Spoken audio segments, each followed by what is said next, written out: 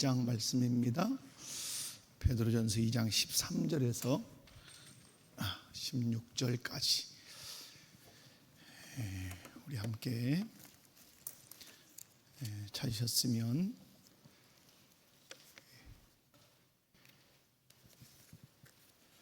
베드로전서 2장 13절에서 16절까지 함께 읽도록 하겠습니다. 다 같이 읽습니다. 시작. 인간의 모든 제도를 주를 위하여 순종하되 혹은 위에 있는 왕이나 혹은 그가 악행하는 자를 징벌하고 선행하는 자를 보상하기 위하여 보낸 총독에게 하라. 그 선행으로 어리석은 사람들의 무식한 말을 막으시라. 너희는 자유가 있으나 그 자유로 악을 가리는 데 쓰지 말고 오직 하나님의 종과 같이 하라. 아멘. 17절까지 이제 읽으면 좋은데요. 오늘 이 말씀은 이제 하나님께서 그 나라라고 하는 국가도 만드셨고 거기에 권위자를 두셨는데 그 권위자에 대해서 순종할 것을, 특별히 뭘 가지고 그리스도께서 주신 그 자유를 가지고 국가에 세우신, 공동체에 세우신 그 권위자를, 그 자유를 가지고 거여가지 말고 그 자유를 가지고 순복해라. 그런데 이제 뒤에서 이제 여러분이 그 웨스터맨 신앙 고백서를 보면 앞에 분명하게 전제가 붙습니다. 합법적인 권세 앞에. 어떤 권세요? 합법적인 권세 앞에 순복할 것을 그렇게 말씀을 하죠. 그래서 이제 17절에도 무사람을 공경하며 형제를 사랑하며 하나님을 두려워하며 왕을 존대하라, 이렇게 되어 있습니다. 오늘 단수일고요. 자, 제 20장. 자, 제목을 말해봅니다. 그리스도인의 자유와 그 다음에 양심의 자유에 관하여. 양심의. 여러분 지금 웨스터맨 신앙고백서 1장에서 20장까지 왔는데 조금 도움이 되십니까? 된다고 하셔야 됩니다. 도움이 되라고 제가 이렇게 하고 있기 때문에 도움이 되셔야 되고, 처음에는 여러분이 교리를 들을 때는 교리적인 용어가 많이 어렵습니다. 그죠? 어려워요. 근데 여러분 계속해서 들으면 그것이 어렵지 않고 알아 하시고 이해가 돼요.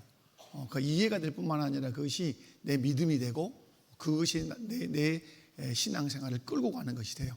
아주 나중에 보면 아주 내가 건강한 신자로 서 있는 것을 여러분이 발견을 할 수가 있습니다. 이번에 2단 세미나를 했지만 여러분 2단 세미나를 했지만 2단에 넘어지는 이유들이 뭐냐면 성경을 읽기는 읽었는데 어떤 체계가 없는 거죠? 교리적 체계가 없는 거예요. 여러분 성경을 우리가 많이 이제 읽죠. 성경을 읽어요. 그러면 여러분 성경을 읽는데 이 성경 안에는 뭐가 있냐면 우리가 믿어야 되는 교리들이다면, 이것을 교리적 체계화 시켜놓은 것들이 이제 웨스턴더 신앙 고백서도 있고, 학습서로나 하이델베르그 요리문답도 있고, 유초등 공부에는 소요리문답, 우리는 또 대요리문답 이런 게 있단 말이에요. 그러니까 성경을 읽는 데서 끝나지 않고 반드시 뭘 배워야 돼요? 교리적인 체계를 꼭 배워야 돼요. 그래서 우리 이제 개혁교회는 주일 낮에는 강론을 이렇게 강론을 하면 주일 오후 예배나 수요 예배는 반드시 교리를 가르쳤어요. 그래서 보통 이제 우리가 우리 전통적인 교회에서는 주일 낮 예배 이렇게 말해요. 주일 낮 예배. 그다음에 주일 밤 무슨 예배라 그래요? 실상은 찬양 예배라 그래요. 찬양 예배.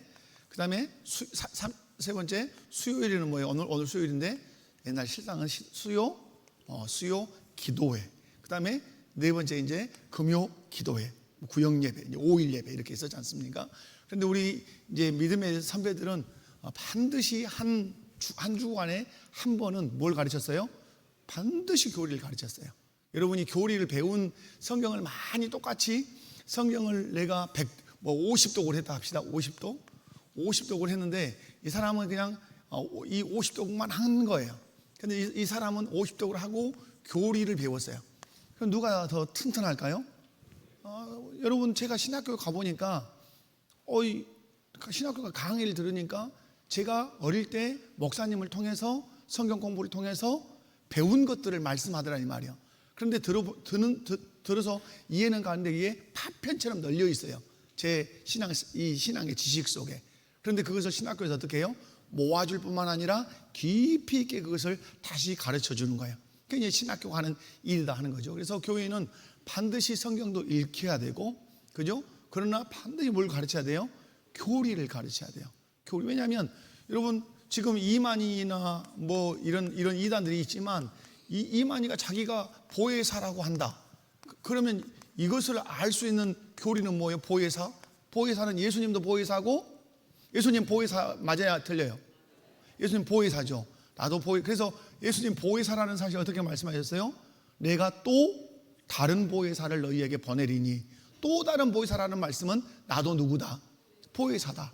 그런데 내가 가면 아버지께로부터 청하여 또 다른 보혜사를 너희에게 보낼 거다. 그러면 여기에서는 보혜사 교리가 나오면 반드시 삼위일체 교리, 이 부분을 읽으면 인간이 인간에게 보혜사라는 호칭을 붙일 수 없다는 사실을 알아요.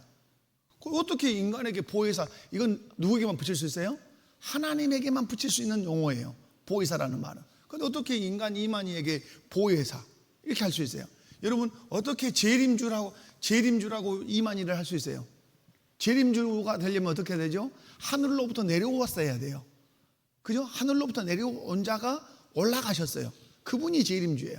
그러니까 여러분이 어떤 이만희가 됐든 안상홍이 됐든 어떤 이단이 됐든 우리가 넘어가는 것은 성경을 읽었으나 어떤 체계가 우리에게 구축되지 않았다? 교리. 그래서 여러분 저기 신천지 같은 데서 경계하는 알곡이라 합니까? 건져오는 사람은 자기들은 알곡이라 한다잖아요. 여러분 시험에 든 사람이 알곡이라 하잖아요. 다 교회 안에서 목회자와 갈등 관계를 가져서 그다음에 뭐 불평을 많이 하고 그 신천지가 볼 때 다 누구예요? 그 사람이 알곡이란단 말이에요. 그 알곡이라 한다 하잖아요. 제 얘기는 아니고. 근데 여러분 꼭 여러분이 이제 기억하셔야 될 것은 여러분이 신천지가 경계하는 것은 그 알곡을 안 삼으려고 하는 알곡이 있어요. 누구예요? 교리적인 체계를 어릴 때부터 계속 받은 신자는 제외시킨단 말이에요. 그 분류를 할 때, 그 리스트를 세울 때 이 사람은 전통적인 교회인데 아주 교리를 많이 가르치는 교회가 있었다. 그러면 이 사람은 뒤에 가면 공부를 하다가 어때요? 아닌데 여러분 제가 이제 말씀을 드린 적이 있어요. 지금은 이제 신앙생활 잘하는 이제 자매가 엄마가 돼서 있는데 여러분 이 6개월 배운 거예요. 이 자매가 몇 개월 배웠어요? 6개월 신천지에 들어간 거예요. 항상 신천지가 올 때 어떻게 하죠? 그 사람의 취미, 관심사를 먼저 딱 꿰뚫어 봐요. 근데 이 자매가 역사에 관심이 많았어요. 역사. 뭐예요? 역사. 그러니까 역사 동아리로 소그룹으로 이 사람을 초청을 한 거예요. 거기에 역사 교수가 있었던 거예요. 역사를 얼마나 재밌게 가르쳐 줬겠어요. 그 역사만 배우지 말고 뭣도 배워라. 성경 정말 잘 가르치는 선교사님이 계시니까 그 소개해 줄게. 그러니까 어떻게 했어요? 그러자고 한 거죠. 배웠는데 몇 개월 배웠어요? 6개월을 딱 배우는데 6개월 정도 되니까 이만희 얘기가 나온 거예요. 이만희라는 사람이 나와서 이 사람이 누구다? 이 사람이 실상은 하나님이다 이렇게 한 거예요.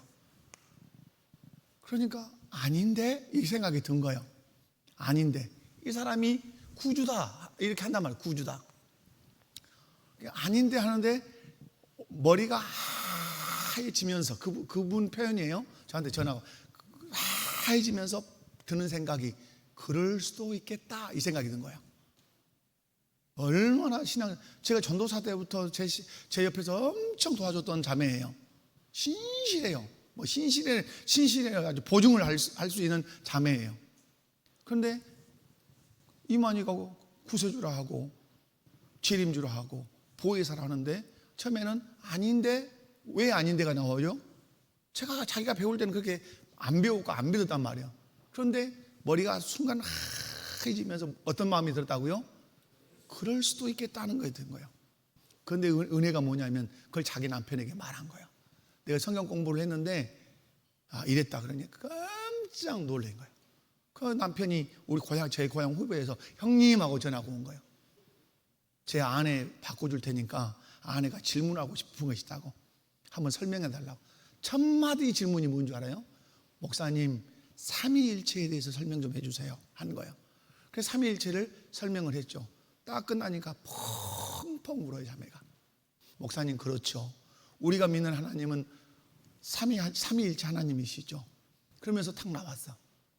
나왔는데 나와서 자기 교회 보니까 자기 교회가 몇천 명 다니는 교회예요.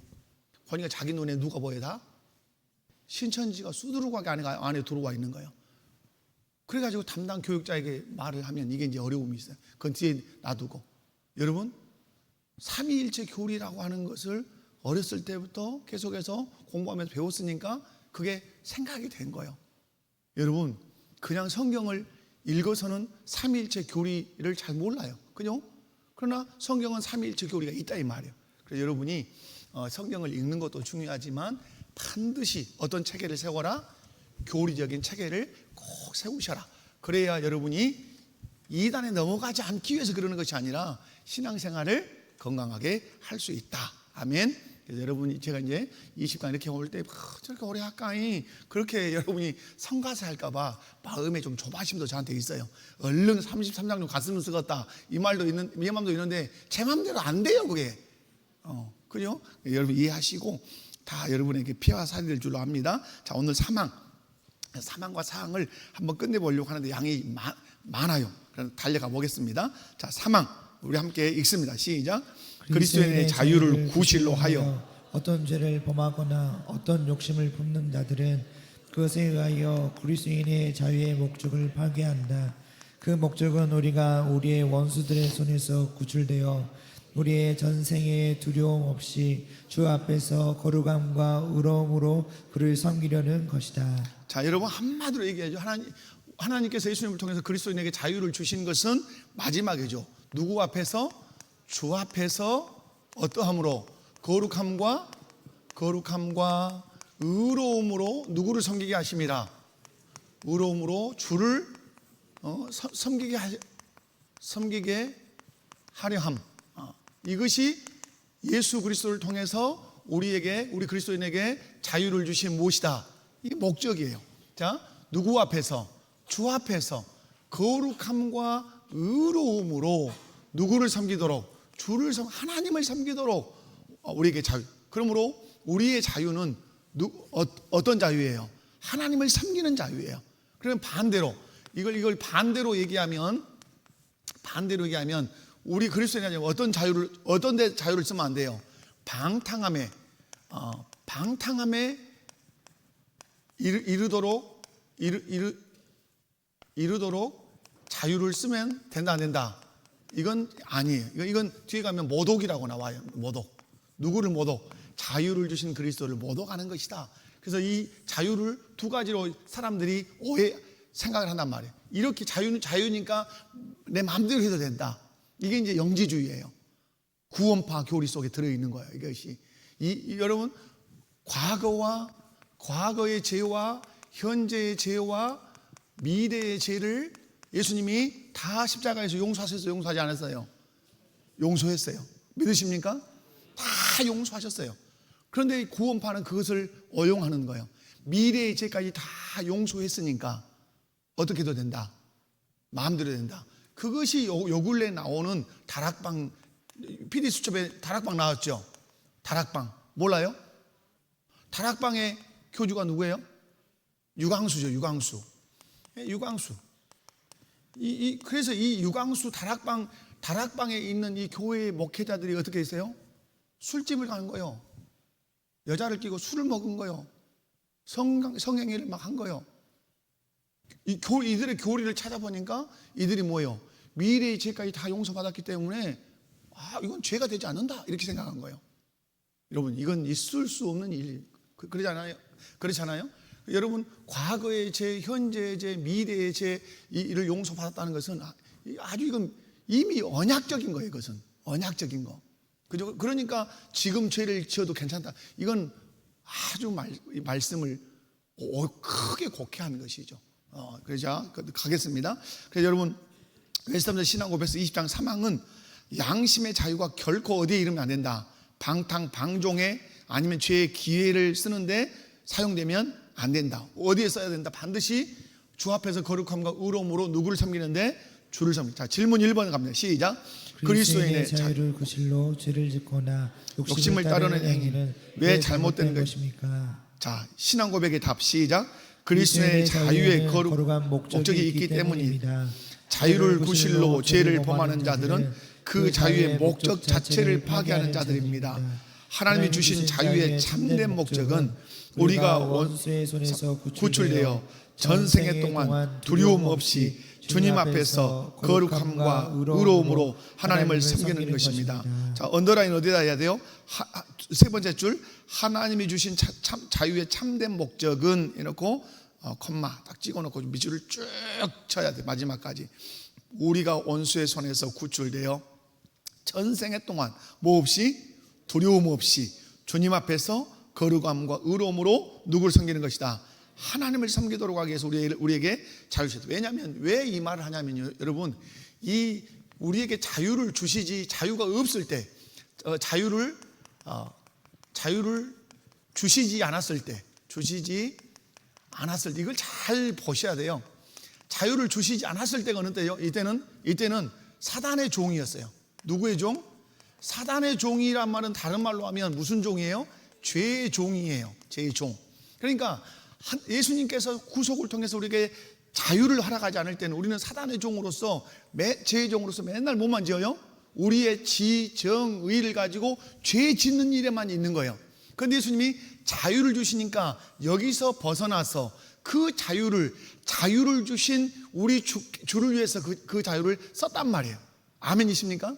그게 이 교리에서는 아주 중요한 거예요. 자, 성경적인 근거, 자, 쑥쑥 읽어갑니다. 갈라디아서 5장 13절.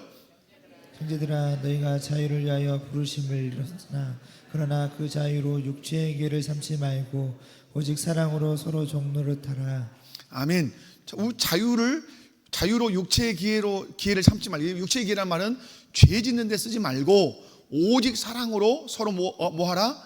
종노릇하라. 아멘. 자, 우리는 자유를 위하여 부르심을 받았다는 말이에요. 자, 베드로전서 2장 16절 시작. 너희는 자유가 있으나 그 자유로 악을 가리는 데 쓰지 말고 오직 하나님의 종과 같이 하라. 아멘. 우리에게 자유가 있다. 자유의지가 있단 말이에요. 자유가.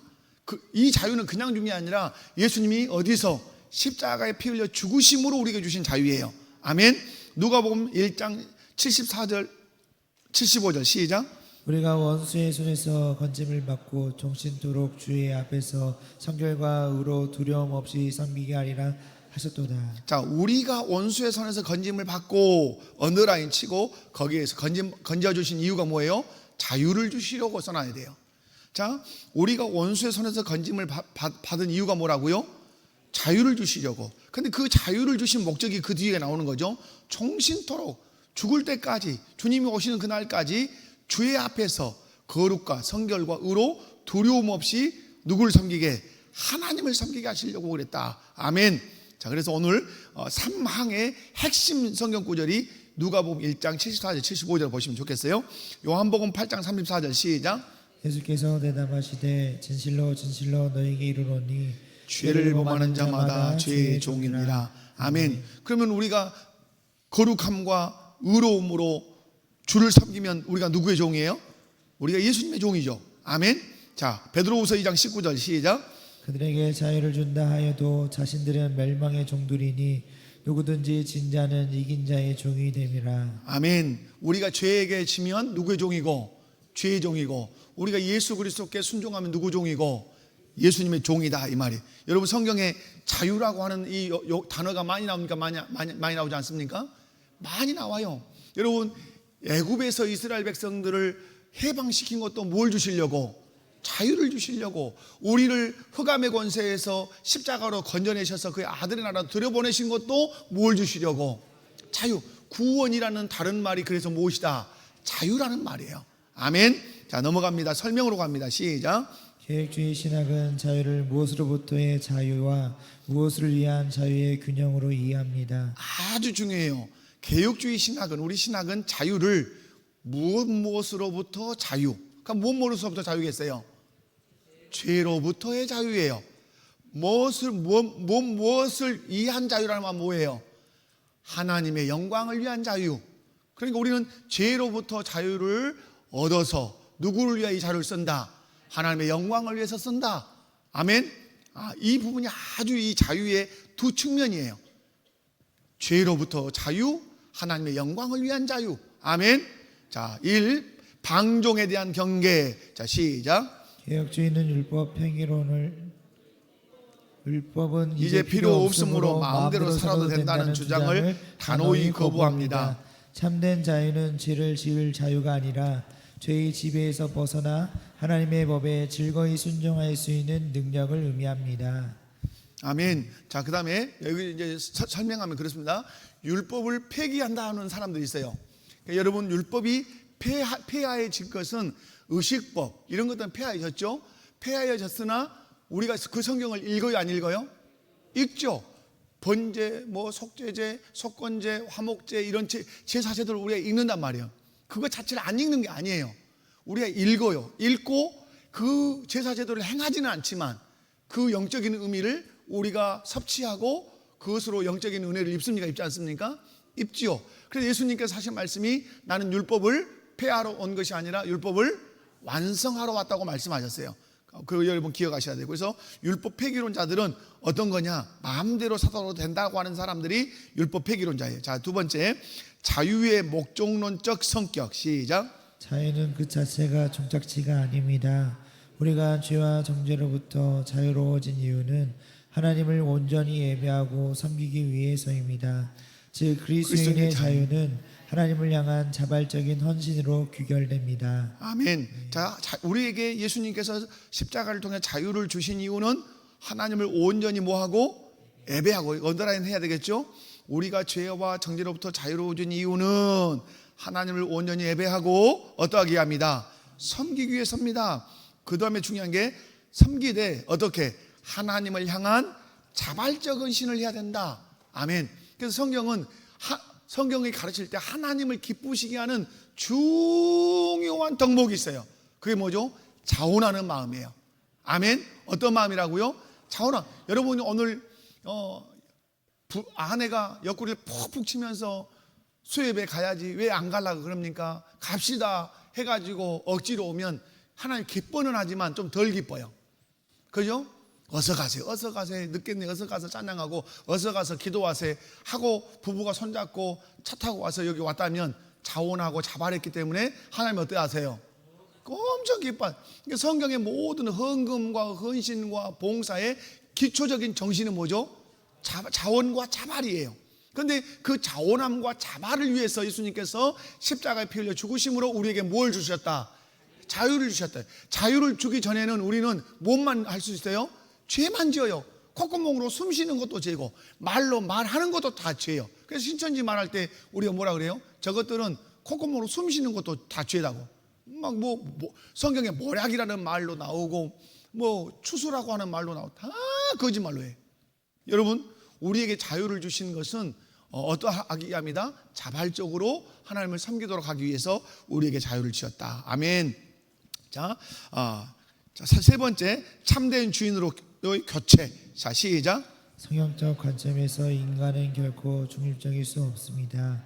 죄의 종이 되거나 하나님의 종이 되거나 둘 중 하나입니다. 그리스도인의 자유란 사탄의 압제에서 해방되어 가장 선하신 주인이신 하나님의 통치 아래로 들어가는 신분적 이동을 의미합니다. 저는 그래서 이제 종종 쓸 때 그런 말을 썼어요. 자, 인생 무슨 말을 썼어? 인생 혁명이라는 말을 제가 한 번씩 써요. 인생 혁명이라는 말은 누구를 바꾸는 거죠? 실상은 왕, 다른 말로 주인을 바꾸는 거예요. 주인을 바꿈. 자, 누구에게서? 사단으로부터 누구로? 예수 그리스도로 주인을 바꾸는 거예요. 이건 사단의 입장에서는 우리가 예수를 믿을 때, 예수님을 나의 구주로 받아들일 때 사단의 입장에서는 이게 뭐예요? 쿠데타예요. 이게 반역이에요. 우리가 사단의 나라에서 반역을 일으킨 자들이에요. 아멘. 그리고 누구를 나의 주로 영접한 거예요? 예수 그리스도를 나의 구주로, 나의 왕으로 영접한 거예요. 그러하기 위해서 예수님이 십자가에 못 박혀 죽으셔서 흑암의 권세, 사단의 권세 아래 있었던 우리를 십자가의 구속을 통해서 어디로 옮기셨다? 그의 사랑의 아들의 나라로 옮기셔서 어때요? 예수 그리스도를 누구로 삼아라. 그래서 우리 제가 청년대학부 얘기할 때도 여러분 우리는 옮겨진 자란 말이에요. 이미 옮겨진 자예요. 어디로? 흑암의 권세에서 그의 사랑의 아들의 나라로 옮겨진 자예요. 옮겨지면 뭐가 바뀌죠? 소속이 바뀌죠. 소속. 그 다음에 뭐가 바뀌죠? 신분이 바뀌죠. 신분이. 뭐가 바뀌죠? 세 번째 또 법이 바뀌죠. 법이. 네 번째 법이 바뀌었다는 말은 누가 바뀌었다는 뜻이죠? 왕이 바뀌었다는 뜻이에요. 이게 사단의 권세 아래 있는 사람이 예수님을 구주로 믿으면 이 사람이 옮겨져 버린단 말이에요. 어디서? 사단의 나라에서, 흑암의 권세에서, 지옥 권세에서 어디로? 천국으로, 하나님 나라로, 그리스도의 나라로 옮겨진단 말이에요. 통치권의 이동이에요. 우리는 가만히 이 세상에서 살아요. 잘 기억하셔야 될 것은 우리는 이 세상에서 그대로 살아요. 근데 예수를 믿으면 이게 다 바뀌어버린단 말이에요. 이건 뭐예요? 통치권형이에요. 장소적 이동이 아니라 통치권의 이동이에요. 그래서 내가 소속이 어디에서? 지옥에서 어디로? 천국으로. 신분은 마귀의 종에서 하나님의 백성으로. 법은 육체의 정욕과 안목의 정욕과 이생의 자랑이 사단의 법이었는데 우리의 법은 그리스도의 명령과 하나님의 모든 말씀이 우리의 법이 되는 거죠. 그럼 우리의 왕은 누구예요? 과거의 사단이었는데 누가 우리의 왕이죠? 예수 그리스도 우리의 왕인 거죠. 이게 완전히 바뀐단 말이에요. 그래서 우리는 이렇게 예수 믿음을 무엇이라고 말할 수 있다? 인생 혁명이라고 할 수 있어요.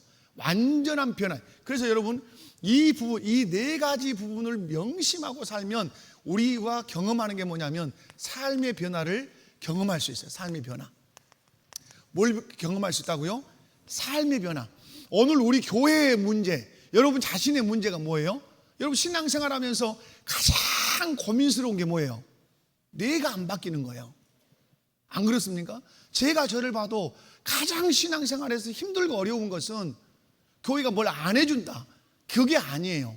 신앙생활에서 정말 지지하고 힘들고 어렵고 땅을 치고 울고 싶은 때가 어느 때예요? 내가 안 바뀌는 거예요. 안 바뀌는 거예요. 여러분 30년 40년 아내하고 내가 이렇게 산다고 칩시다. 그런데 아내 한 사람을 성경적인 원리로 대할 줄 모르도록 안 바뀌는 거예요. 내가 그러잖아요. 아내를 사랑하되 연약한 그릇으로 사랑해라. 주께서 너에게 주신 짝으로 사랑해라. 그렇게 여러 가지를 말씀하지만 아내 한 사람을 대하는 것이 주님이 원하시는 관점으로 안 바뀌는 거예요. 그것을 볼 때 괴로워야 돼. 힘들어야 돼. 왜 안 바뀌어요? 왜 안 바뀌어? 안 바뀌는 이유는 나의 왕 예수님이 아니신 거예요. 법이 내 삶을 다스리는 법이 주의 말씀이 아니라 내 정욕인 거예요. 끝까지. 그러니까 아내 한 사람을 대할 때도 늘 내 생각대로, 내 정욕대로, 내 생각대로 윽박지르고 함부로 하고 그러는 것이죠. 여러분이 남편을 대하면서 살아오지만 여러분 남편이 우리 가정에 세우신 하나님이 세우신 그 권위질서 체계의 권위자라 이거 인정하는 것이 아내들한테 얼마나 어려운지 몰라요. 징그럽게 어려운 거예요. 왜 어렵죠? 예수님을 나의 왕으로 받아들였다고 말하지만은 그 영역에 가서는 너무 힘든 거예요. 자존심 상하는 것 같고. 왜 그렇습니까? 다른 게 아니에요. 예수님이 내 왕이라 하지만 왕이 내 마음, 예수님이 여기 계시는 거예요. 여기에 내가 여기 늘 앉고 싶은 거예요. 성경에서도 여인들에게 말하잖아요. 타락한 후에 네가 남편을 다스리고 싶지만 남편이 너를 다스릴 것이다. 여인들 안에 끊임없는 욕망이 있다고 하나님 말씀해요. 뭐가 되고 싶은 욕망이죠? 머리가 되고 싶은 욕망이에요. 남편 위에서 머리가 되고 싶은 욕망이에요. 그런데 하나님 말씀이에요. 네가 그렇게 머리가 되고 싶을 거다. 그러나 나는 원리로 정해놨다. 남편이 네 머리야. 아멘이십니까? 남편이 또 머리라 하니까 또 거기서 건방을 떠는 거예요. 그래 내가 머리니까 순복해야 돼. 순복과 순종을 가르치려면 어떻게 해야 되죠? 그리스도께서 교회를 사랑하시는 것처럼 남편은 이 아내를 사랑해야 돼요. 그럼 남편이 예수님이 교회를 사랑할 때 어떻게 사랑했어요? 교회를 위해서 자기 생명을 줬어요.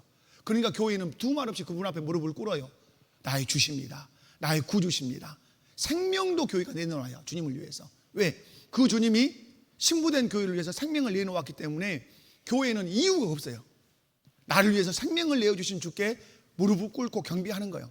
그러니까 아내가 내게 순복하고 내게 복종하기를 원한다면 남편은 반드시 어떠해야 되죠? 아내를 위해서 죽어야 돼요. 죽겠다는 그 모습이 보이면 복종이라는 말 하지 않아도 아내가 무릎을 꿇어요. 남편 앞에. 당신이 나를 위해서 생명을 내어놓는데, 생명 내놓는 삶을 사는데 내가 어떻게 복종하지 않고 순종하지 않겠는가? 이것이 교회와 그리스도의 원리잖아요. 여러분 왜 그리스도를 위해서 물질을 드리고 그리스도를 위해서 생명을 드리고 그렇게 여러분 하십니까? 이유가 뭡니까? 나를 구원해서 하나님 백성 삼게 해주시면 어떻게 하셨기 때문에 하나님 보호자 다 버리시고 창조주가 피조물의 인간의 모습을 입고 이 세상에 오셔서 그분이 십자가에서 피 흘려 죽으시고 무덤에 묻히시고 그렇게 해서 부활하셔서 나를 구원하셨기 때문에 우리는 복종하지 못한 것이 아니에요. 그리스도께 순종하지 못한 것이 아니에요.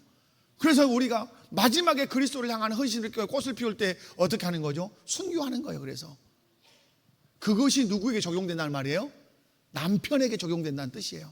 남편, 네가 그렇게 아내를 사랑해야 돼. 그러면 네 아내는 네가 복종이라는 말을 꺼내지 않아도 순종이라는 말을 꺼내지 않아도 겸손히 네 앞에 무릎을 꿇고 복종의 태도를 보일 거야. 이것이 성경에서 가르치는 남편과 아내의 원리예요. 아멘이십니까? 그러면 여러분 이 원리대로 살면 가정이 실상은 뭐가 될 수 있어요? 천국의 모습을 다 드러낼 수 있는 것이죠. 그런데 우리는 이 부분을 전혀 생각을 안 해요. 그러니까 뭐가 안 되는 거죠? 삶이 변화가 안 되는 거예요. 맨날 싸우고 막 티각태각하고 감정 싸움하고 이렇게 되는 거죠. 여러분 인생 혁명, 오늘 제가 여기서 분명히 말씀드렸습니다. 참된 주인으로 교체. 성경적 관점에서 중립이 있다 없다? 중립 없어요. 이스라엘 백성들이 갈멜 산상에서 서 있었어요. 저 엘리야는 한 사람이에요. 바알과 아세라 선장 850명 못하놓으면 그게 엘리야가 딱 서서 외치는 얘기가 뭐예요? 언제까지 두 사이에서 뭐뭐뭐뭐 할래?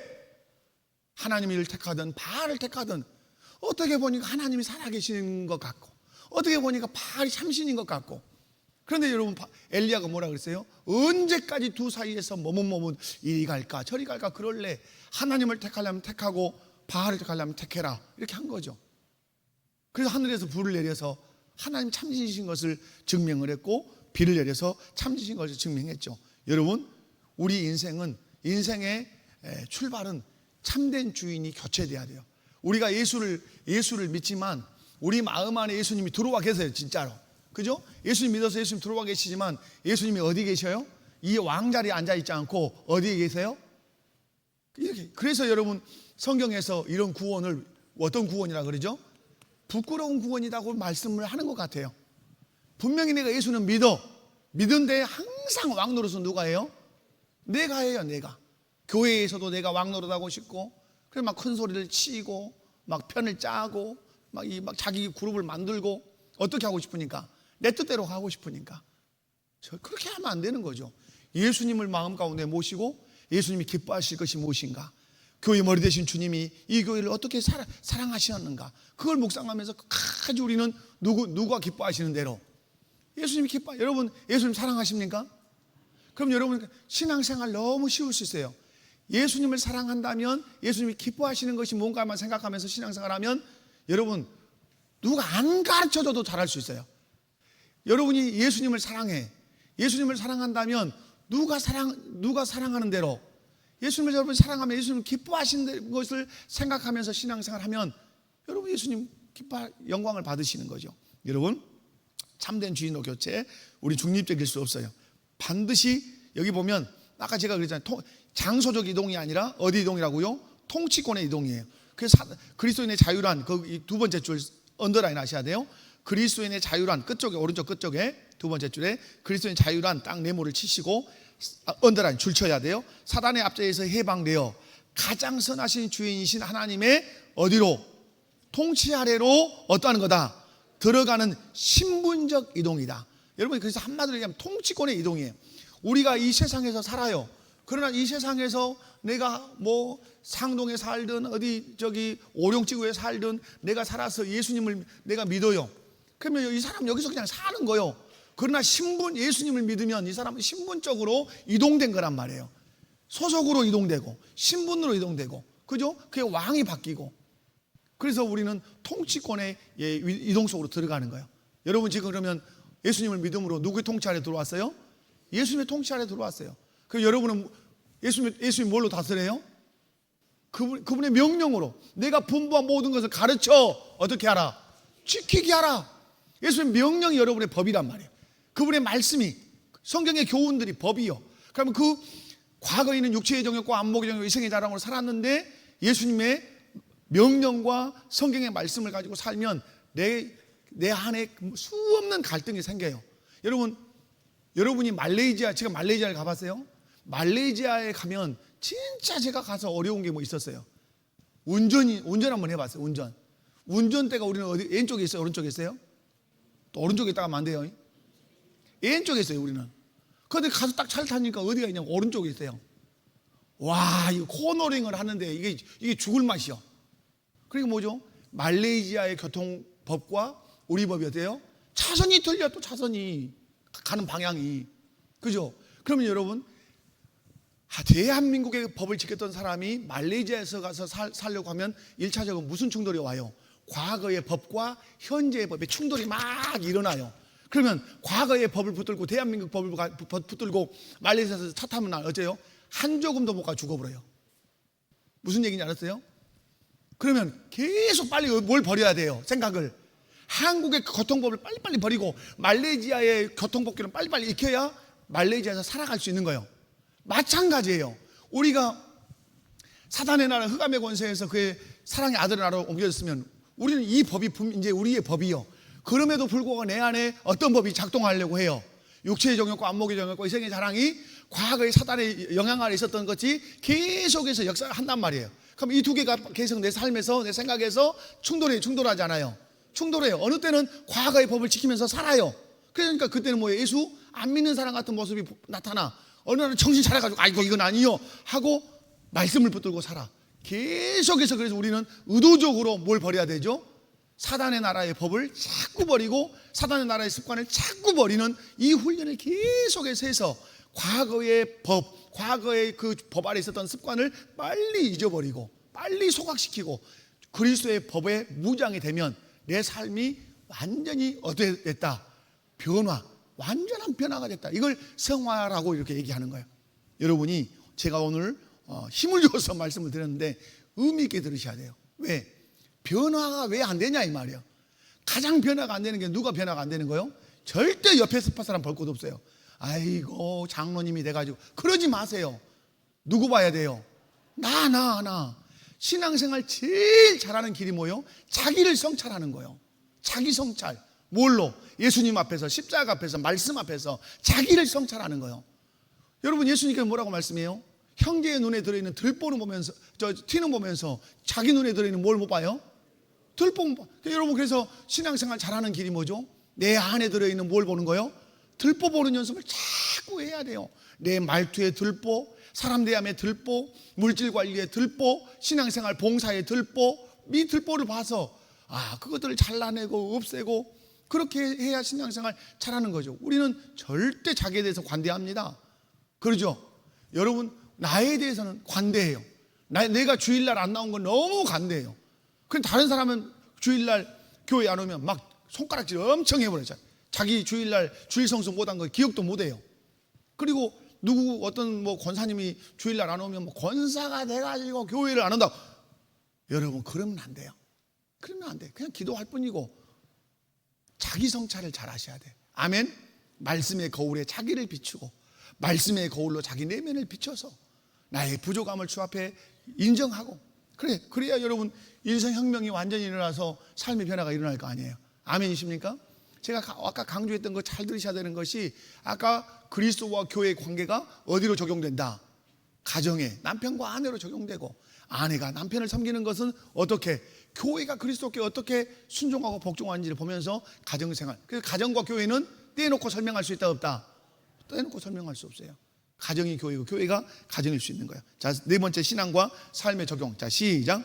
자유의 옥용 점검. 예수 믿으니 이 정도 죄는 괜찮겠지. 혹은 구원받았으니 내 마음대로 살아도 된다는 식의 생각은 복음을 못 오가는 것입니다. 나의 자유가 이웃을 사랑하고 하나님을 영화롭게 하는 데 쓰이고 있는지 아니면 나의 정욕을 채우는 핑계가 되고 있는지 돌아보아야 합니다. 자, 그 다음에 거룩을 향한 자발적 헌신. 억지로 하는 순종이 아니라 나를 구원하신 하나님의 은혜에 감사하며 자발적으로 거룩함과 의로움을 선택해야 합니다. 이것이 자유를 가장 가치 있게 사용하는 방법입니다. 두려움 없는 섬김. 시작. 우리는 심판의 공포 때문에 하나님을 섬기는 자들이 아닙니다. 사랑 안에서 참된 자유를 얻었기에 이제는 사랑 안에서 담대하고 기쁘게 주님을 섬기는 삶을 살아야 합니다. 아멘. 뭐 어려운 거 하나도 없어요. 여러분이 누군가 갈등 관계를 여러분들 이거 우리는 이 신앙생활하면서 이거 피할 수 없어요. 여러분 우리는 사람과 사람이기 때문에 사람이잖아요. 그래서 이 뭐가 좋아야 돼요? 사이. 사람과 사람 사이가 있어요. 사이. 이 간극이 있단 말이에요. 이 사이가 좋으려면 잘해야 되는 게 뭐냐면 갈등 처리를 잘 해야 돼요. 갈등 처리를. 근데 우리 그리스도인들이 정말 못하는 것이 뭐냐면 갈등 처리를 못해요. 갈등. 저 사람이 나한테 상처를 주면 끝까지 그것 갖고 이 관계에 이 선을 그어놓고 살아요. 그렇지 않아요. 여러분 갈등은 생길 수 있어요. 사람이니까. 생길 수 있어요, 없어요? 여러분 거꾸로 생각해 보면 누군가가 여러분의 상처를 줬어요. 그러면 물어볼게요. 여러분은 누구한테 상처 안 줘요? 줘요. 그러면 여러분이 상처를 줄 때 가장 유쾌할 때가 어느 때예요? 그분으로부터 용서받을 때예요. 그분이 이해한다고, 내가 당신 이해한다고 할 때 얼마나 내 마음에 그 유쾌함이 있는지 몰라요. 똑같은 거예요. 그럼 여러분이 누군가로부터 상처를 받았어요. 그럼 여러분이 보여야 될 태도는 뭐예요? 끝까지 꼬나보고 끝까지 째려보고 끝까지 마음의 갈등을 가지고 너는 인간도 아니야. 이거 이렇게 사는 겁니까? 아니에요. 그에게 유쾌함을 주는 거야. 나도 주님으로부터 용서를 1만 달란트를 생각하는 거죠. 나도 주님으로부터 1만 달란트 용서 받았는데 그게 뭐라고? 이해하는 거예요. 이해합니다, 집사님. 충분히 합니다. 그러면서 뭘 회복하는 거죠? 관계를 회복하는 거예요. 이전 관계보다 이후 관계가 더 좋도록 회복해 가는 거예요. 그리고 여러분 저는 그렇게 해요. 인사하라고. 인사 잘하라고. 나한테 갈등을 만약에 우리 송장로님하고 갈등이 없지만은 만약에 이렇게 갈등이 있다. 그럼 어때요? 더 가까이 가서 저는 안녕하세요 인사하고 또 손 내밀고 악수하고. 왜? 사람이 눈을 마주치고 손을 만지고 그죠? 어깨를 또닥거리고 그러면 우리 마음에 있는 그 노여움들이 자기도 모르게 이렇게 사라져요. 그리고 하나님 앞에서 손을 들고 기도해야 돼요. 하나님, 내가 저 사람을 내가 받아들입니다. 주님이 나를 사랑하셨듯이 내가 그를 사랑하겠습니다. 이런 것들이 있어야 돼요. 그래 우리가 이제 그리스도인이 아니겠냐 이 말이에요. 자, 그다음에 결론적인 정리. 그래서 여러분이 오늘 자유를 오용하지 마라. 그걸 향해서 자발적으로 뭐해라? 헌신해라. 그리고 하나님을 두려움 없이 섬겨라. 그래서 결론적인 정리. 자, 시작. 웨스턴더 신앙 고백서 20장 3은 자유의 참된 정의를 내려줍니다. 그리스도인의 자유는 내 마음대로 하는 것이 아니라 죄로부터 자유로워져 하나님을 마음껏 사랑하는 것입니다. 사도 베드로의 권면처럼 우리는 자유인이나 그 자유를 가리는 도구로 쓰지 않고 오직 하나님의 종으로서 살아갈 때 비로소 하나님의 설계하신 양심의 참된 평안과 기쁨을 누릴 수 있습니다. 하나님이 주신 자유의 목적이 성결과 의를 향해 나아가는 삶이 바로 성도의 바른 삶입니다. 아멘. 자, 하나님의 종으로 우리가 살아갈 때 두 번째 줄이죠. 22 여러분 뒷페이지에 살아갈 때 비로소 하나님이 설계하신 양심의 참된 평안과 기쁨을 누릴 수 있다. 여러분, 우리의 양심의 참된 평안과 기쁨은 내가 누구로 살 때? 하나님의 종으로 살 때. 그래서 여러분 반드시 우리가 가져야 되는 것이 종정신이에요. 종정신. 자, 여러분 여기까지만 하고 제가 마칠게요. 여러분 아담과 하와가 타락함으로 상실한 정신이 뭐예요? 그 종정신이 상실한 거예요. 종정신을. 여러분 그런데 구원을 받으면 이 사람 안에 회복되는 정신이 있어요. 그게 뭐예요? 그게 종정신이에요. 그게 여러분 탕자에 비유해서 둘째 아들이 돌아와요. 돌아올 때 아버지 집에 살 때는 그는 무슨 정신이 없었어요? 종정신이 없었어요. 오로지 아버지 아들로서 아버지로부터 그 권리만 누리려고 했어요. 나가보니까 어째요? 아주 한없이 고생했거든요. 아주 바닥층까지 내려갔어요. 그러니까 너무너무 힘드니까 누가 생각났어요? 아버지 집이 생각났어요. 그냥 아버지가 생각나냐, 아버지가 자기 집의 종들을 어떻게 대하는가가 쫙 떠오른 거예요. 너무너무 아버지가 종들도 인격적으로 대해 주시거든요. 근데 돌아오면서 그가 중요한 고백을 해요. 내가 이제는 아버지의 아들이라 칭함을 받기를 내가 거절하겠습니다. 그리고 내가 누구로 살겠습니다? 종으로 살겠습니다. 그래서 내가 아버지 앞에 와가지고 종으로 살겠다고 했어요. 아버지가 오냐? 그래야지. 천번만 번 너는 종으로 살아야지. 그렇게 말했어요. 종이라는 단어는 한마디도 꺼내지 않아요. 내 아들이, 죽었던 아들이 살아 돌아왔도다. 신발을 신겨라, 가락지를 끼워라, 옷을 입혀라. 그리고 송아지를 잡고 크게 잔치를 벌여라. 무슨 지위를 회복해 주는 거예요? 아들의 지위를 그대로 회복시켜 준 거예요. 성경학자들은 이때 말해요. 이 아들이 이때부터 어떤 정신을 장착했겠는가? 종정신을 그는 장착하고 아들이지만 누구의 마음으로? 종의 마음으로 살았다. 여러분, 예수님이 하나님의 아들이십니다. 근데 그분 안에 가지고 있었던 정신이 있습니다. 그것이 종정신입니다. 종으로 오셔서 우리를 섬기셨어요. 그래서 누구의 뜻을 이뤘습니까? 하나님의 뜻을 이루어 하나님께 영광을 돌리고 우리를 구속하신 거예요. 우리에게 자유를 주셨어요. 그럼에도 불구하고 우리가 꼭 안에 품고 있어야 되는 정신이 있어요. 어떤 정신? 종정신. 주님이 하나님의 아들이셨음에도 불구하고, 하나님이셨음에도 불구하고 이 땅에 오실 때는 어떤 정신을 가지고?